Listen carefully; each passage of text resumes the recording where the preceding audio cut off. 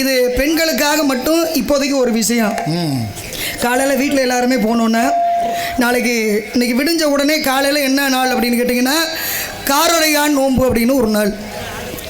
எப்போ இன்னைக்கு இரவு கிடையாது. இப்போ நம்ம 12 மணி அப்படின்றது ஆங்கில கணக்குப்படி. காலையில் விடிஞ்சிருச்சுன்னா சூரிய உதயம் தான் நம்ம கணக்குப்படி. ஆமாம். இப்போ இந்த காலையில் விடியக்கூடிய இந்த தினம் என்ன நாள் அப்படின்னா காரடையான் நோன்பு அப்படின்னு சொல்லுவாங்க. இந்த காரடையான் நோன்பு அப்படின்னா நம்ம நிறையா நாள் காட்டியில் பார்ப்போம், இல்லை யாராவது பூஜை செய்கிறதை கேள்விப்பட்டிருக்கலாம். ஆனால் இந்த காரடையான் நோன்பு அப்படின்னா என்ன அப்படின்றது தெரிகிறதுக்கு கொஞ்சம் வாய்ப்பு குறைவு தான். இது பெண்கள் மட்டும் கொஞ்சம் நல்லா கேட்டுங்க. ஏன்னா இது வரைக்கும் இப்போ கும்பாபிஷேகத்தில் போய் சாமி வரைக்கும் கும்பிட்டுட்டீங்க, அப்படியே காலையிலையும் இந்த சாமியும் கும்பிட்டுட்டீங்க அப்படின்னா ரொம்ப ரொம்ப சிறப்பு, ரொம்ப ரொம்ப நல்ல ஒரு விஷயம். அது என்ன காரடையான் நோன்பு? ஏன் அப்படின்னா நம்ம எல்லாருமே கேள்விப்பட்ட ஒரு விஷயம்தான். சத்தியவானுடைய மனைவி சாவித்திரி. இந்த சாவித்திரி அம்மா அவர் ஒரு வருடத்தில் இறந்து போயிடுவார் அப்படின்ற விஷயத்தை நாரதர் மூலமாக தெரிந்து கொண்டாலும் தீர்க்க சுமங்கலி பவா அப்படின்ற ஒரு வார்த்தையை சொன்னீங்களே, அப்போ அந்த வார்த்தையை சொன்னதுக்கு எனக்கு அர்த்தம் என்ன? அப்போ தீர்க்க சுமங்கலி பவான்னு ஒரு நாரத மகாமுனிவர் சொன்ன பிறகு நான் கட்டிக்க போகிற நான் மனமாற விரும்பக்கூடிய ஒரு கணவன் எப்படி ஒரு வருஷத்தில் இறந்து போவார் அப்படின்னும் போது நாரதர் சாவித்திரிக்கு காயத்ரி மந்திரத்தை சொன்னார். அதை வச்சு அந்த அம்மா யமலோக வரைக்கும் போய் யமனோட போராடி சத்தியவானுடைய உயிரை மீட்டிட்டு வந்தாங்க அப்படின்ற விஷயம் வரைக்கும் நம்ம எல்லாத்துக்குமே தெரிஞ்ச விஷயம்தான். ஆனால் அந்த காயத்ரி மந்திரத்தை தெரிந்து கொண்டு சாவித்திரி அம்மா என்ன பண்ணாங்க? காமாட்சி என்று சொல்லக்கூடிய அம்பிகையை நினைத்து விரதம் இருந்த நோன்பு. ஏன்னா இன்னைக்கு சொல்லுவாங்க காராம்பயிர் அப்படின்னு சொல்லுவாங்க, காராமணி அப்படின்னு ஒரு பயிர் வகையில். அப்போ அந்த அம்மா சாவித்திரி அம்மா காட்டுக்குள்ள கானகத்தில் தானே இருக்காங்க. அப்படி கானகத்தில் இருக்கக்கூடிய அந்த சாவித்திரிக்கு கிடைத்தது அந்த காராமணி என்று சொல்லக்கூடிய அந்த பயிர் வகையும், அங்கு கிடைச்ச கொஞ்சம் அரிசி மாவு, அது மட்டும் இல்லை உருகாத நெய், இதை 3 வச்சு தான் அடை செய்து அந்த அடையை காமாட்சிக்கு வச்சு நோன்பு இருந்தாங்களாம். அதனால தான் கார் அடை வச்சு நோன்பு இருந்ததுனால அந்த விரதத்திற்கு காரடை நோன்பு, காரடையான் நோன்பு அப்படின்னு சொல்லி பேர். அப்போ மொத்தத்தில் நாளைக்கு விடிஞ்சோன்னு வரக்கூடிய இந்த நாள் எந்த நாள் அப்படின்னா சாவித்திரி யமலோகத்துக்கே சென்ற தன்னுடைய கணவனுடைய உயிரை மீட்டி வருவதற்காக விரதம் இருந்த அந்த காரடையான் நோன்பு என்று சொல்லக்கூடிய நாள் தான் நாளை காலையில் விடிஞ்சோன்னு. அதனால் முடிஞ்ச அளவுக்கு எல்லாரும் அந்த காமாட்சி அம்மனை நினைத்து மனமுருகி வேண்டும் போது நம்ம குடும்பத்துக்கு கிடைக்க வேண்டிய எல்லா நல்ல விஷயங்களும் கிடைக்கும் அப்படின்னு நம்பிக்கை. அப்போ சாவித்திரியினுடைய அந்த புராண கதை நடந்தது அப்படின்றது உண்மை அப்படின்றது நம்ம அறிஞ்சது, நம்ம ஏற்றுக்கிற ஒரு விஷயம். அப்போ அதை ஏற்றுக்கிட்ட நம்ம இதையும் ஏற்றுக்கொண்டு அந்த விரதத்தை கடைபிடிச்சோம் அப்படின்னா நம்முடைய குடும்பத்திற்கு நம்முடைய சந்ததிகளுக்கு மிக மிக ஒரு நன்மையான ஒரு விஷயம் அப்படின்றதை தெரிவித்து கொண்டு அங்காளம்மா எங்கள் சிங்காளம்மா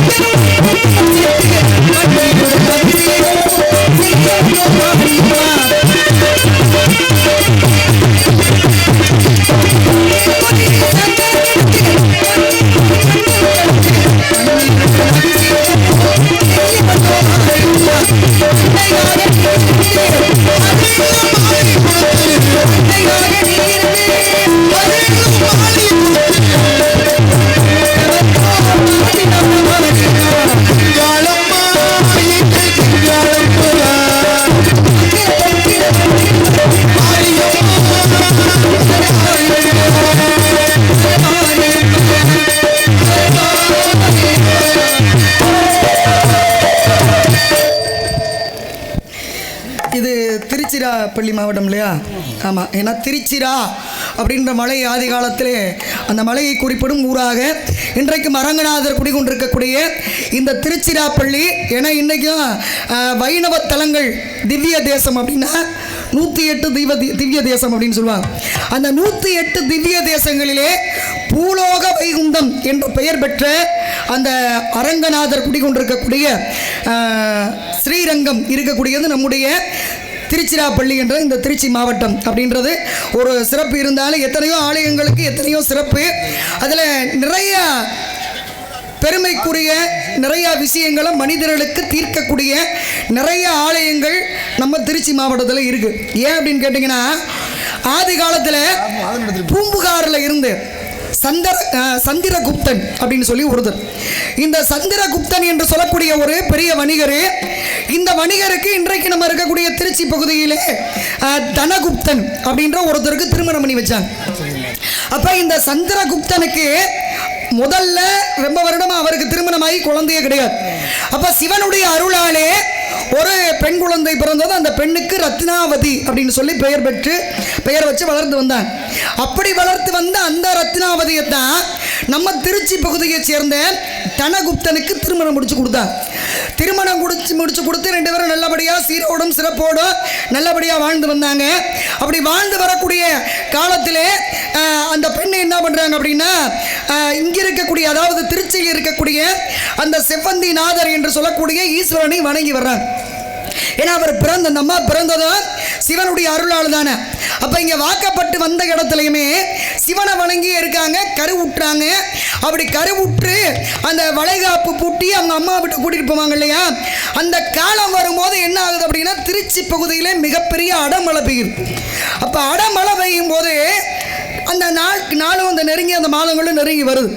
நெருங்கி வந்தால் இந்த அம்மாவை கூட்டிகிட்டு போகலாம் வளைகாப்பு பூட்டி அப்படின்னு சொல்லி அந்த பூம்புகாரில் இருந்து அந்த சந்திரகுப்தனுடைய மனைவி யார், ரத்னாவதியோட அம்மா கிளம்பி அங்கே இருந்து நம்ம காவிரிக்கு வந்துடுறாங்க. அப்படி காவிரிக்கு வந்து ஆற்றை தாண்டி போக முடியல அந்த பக்கம். ஏன், பல மாசமா மழை பெய்யுது இல்லையா, அந்த மழையின் காரணமாக ஆற்றை கடந்து செல்ல முடியல. அந்த அம்மாவுக்கு பிரசவ வலியும் வந்துருச்சு. அப்படி பிரசவ வலி வரும்போது அந்த சிவனை இறைவனை மனமுருக வேண்டுகிறாள். அப்படி மனமுருக வேண்டும் போது அந்த சிவந்திநாதர் என்ன பண்ணாரா, அந்த தாய் இருக்கா இல்லையா, யார் தாய், அந்த ரத்னாவதியினுடைய அம்மா.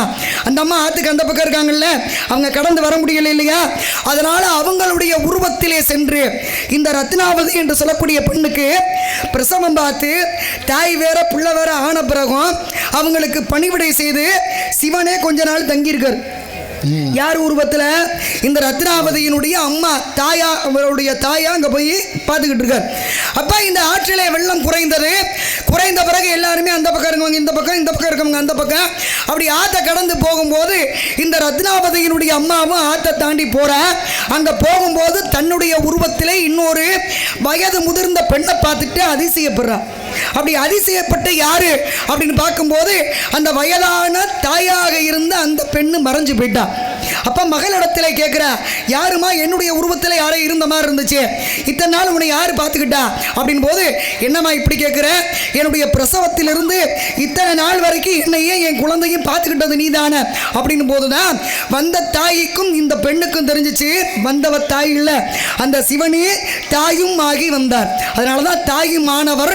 அதனால இன்றைக்கும் திருச்சி அந்த உச்சியில் இருக்கக்கூடிய அந்த மலையில் இருக்கக்கூடிய சிவனுக்கு பேரு தாயும் ஆகி வந்ததாலே தாயும் ஆனவர் அப்படின்னு சொல்லி பெயரு. இன்னைக்கும் சுகப்பிரசவம் ஆகணும் அப்படின்னு சொன்னா அந்த தாயுமானவருடைய அந்த ஆலயத்திற்கு, அந்த சன்னதிக்கு சென்று அங்க தரக்கூடிய அந்த பிரசாதத்தை, விசேஷமான அந்த பூஜையை பார்த்து வந்தோம் அப்படின்னா சுகப்பிரசவம் பெண்களுக்கு ஆகும் அப்படின்னு சொல்லி ஒரு நம்பிக்கை உண்டு. அதுவும் நம்முடைய திருச்சியில் இருக்கு அப்படின்னு சொல்லக்கூடியது மிகப்பெரிய ஒரு சிறப்பு நம்ம மாவட்டம் இல்லையா. அப்ப எவ்வளவு சிறப்பு. அது மட்டும் கிடையாது, இன்றைக்கு சாமிக்கு போய் நம்ம விரதம் இருப்போம்.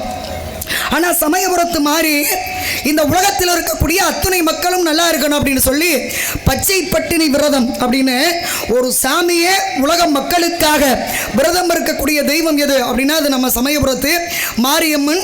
அது இருக்கிறது நம்முடைய திருச்சி மாவட்டம்.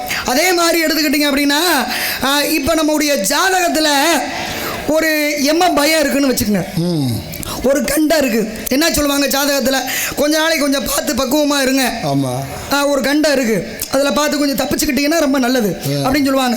அப்படி ஒரு கண்டம் இருக்குது, ஒரு மரண பயம் இருக்குன்னு வச்சுக்கோங்க. இல்லை ஏதாவது ஒரு நல்ல ஒரு பதவியில் இருந்து அந்த பதவியிலிருந்து நம்ம நீங்கிட்டோம், அந்த பதவியை விட்டு நம்மளை விலகிட்டாங்க, இல்லை ஏதோ ஒரு சூழ்நிலையில் அந்த பதவி கிடைக்காம போயிடுச்சு, திருப்பி அந்த பதவி கிடைக்கணும், இல்லை நமக்கு இருக்கக்கூடிய கண்டம் போகணும் அப்படின்னு சொன்னால் வேற எங்கேயும் இல்லை, நம்ம திருச்சி மாவட்டத்தில் இருக்கக்கூடிய திருப்பைஞ்சீலி நீலிவளநாதருடைய ஆலயம். அதே ஆலயம் தான் நீங்கள் சொல்கிறீங்களா? அதுதான் அந்த நீலிவளநாதருடைய ஆலயத்தில் இருக்கக்கூடிய அந்த நீலிவளநாதர் என்று சொல்லக்கூடிய இறைவனை போய் வணங்கிட்டோம் அப்படின்னா செவ்வாய் தோஷத்திலிருந்து, ராகுதேச தோஷ பரிகாரத்தில் இருந்து, திருமண தடையிலிருந்து அத்தனை தோஷங்களையும் நீக்கி அங்கே கல்வாழை பரிகாரம் அப்படின்னு ஒன்று செய்வாங்க. அந்த கல்வாழை பரிகாரம் செய்து வந்தோம் அப்படின்னா எல்லா தோஷங்களும் நீங்கும் அப்படின்னு இன்னைக்கு அந்த ஆலயத்தில் ஒரு நம்பிக்கை உண்டு. அது மட்டும் இல்லை, சுந்தரமூர்த்தி நாயனார் அப்படின்னு சொல்கிறோம் இல்லையா, சைவ சமய குறவர்கள் ஒருத்தர். அந்த சைவ சமய குறவர்களில் ஒருவரான சுந்தரமூர்த்தி நாயனார் பசியில் போகும்போது இறைவனே ஒரு வயதான முதியவராக வந்து அவருடைய பசியை நீக்கிய ஒரு தலம் எது அப்படின்னா அதுவும் இந்த திருப்பைஞ்சியில் இருக்கக்கூடிய நீலிவளநாதருடைய ஆலயம். சரி, இதுக்கு பதவி இழந்தா பதவி கிடைக்கும்னு சொன்னீங்களே, கண்டம் இருந்தா கண்டம் போகும்னு சொன்னீங்களே, இதுக்கு அதுக்கு என்ன சம்பந்தம் அப்படின்னு கேட்டீங்கன்னா, திருக்கடையூர் எங்க சோழ நாட்டில் அந்த திருக்கடையூரில் தான் மார்க்கண்டேயன் என்றும் 16ன்னு யமதர்மன் அப்படி பாச கயிறை வீசும்போது சிவலிங்கத்தை அப்படி போய் கட்டி பிடிச்சாரு. அப்படி கட்டி பிடிக்கும் போது அந்த பாச கயிறு சிவலிங்கத்து மேல் பட்டுச்சு. சிவபெருமான் உதைத்தார். யமதர்மனுடைய அந்த உயிரும் போச்சா, மூர்ச்சையாயிட்டார். மூர்ச்சையானாரு. யமனுடைய பதவியும் போயிடுச்சு.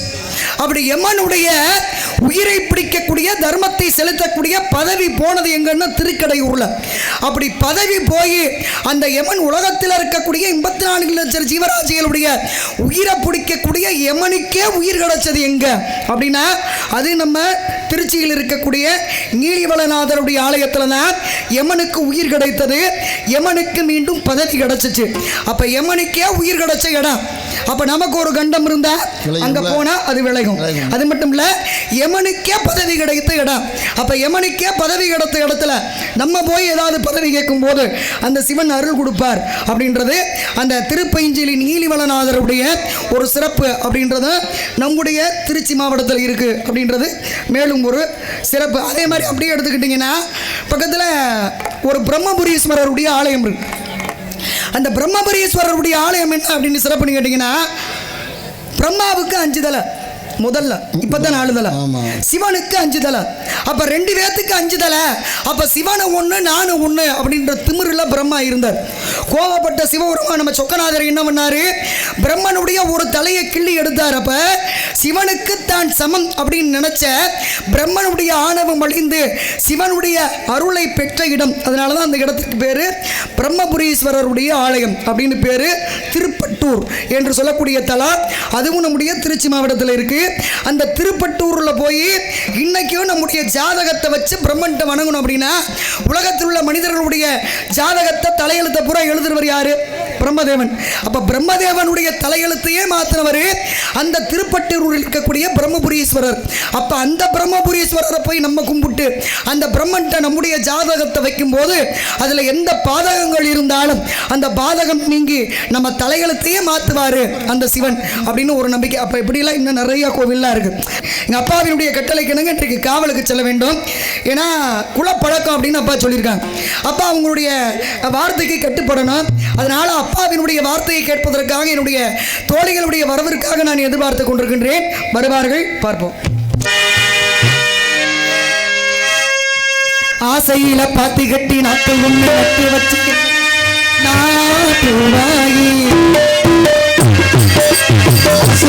பாட்டி கட்டி ஒண்ணு வெட்டி வச்சு